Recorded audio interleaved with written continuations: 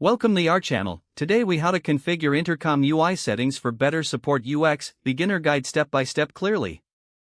To configure Intercom UI settings for better support user experience, start by logging into your Intercom. Navigate to the settings icon in the bottom left corner of your dashboard. Click on Product from the options available. Select Messenger from the drop-down menu. In the Messenger settings, locate the Appearance tab.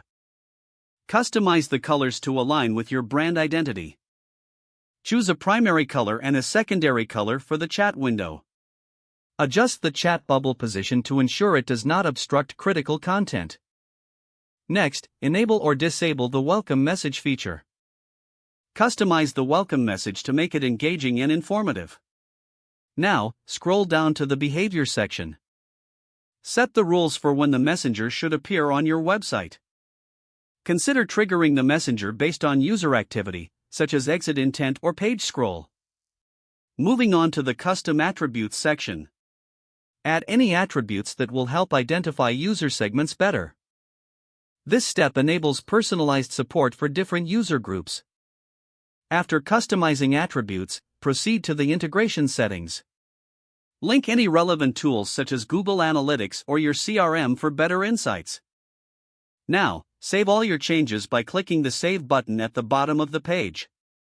Test the new settings on your website to ensure everything functions as intended. Monitor user interactions to assess how these changes improve support experience.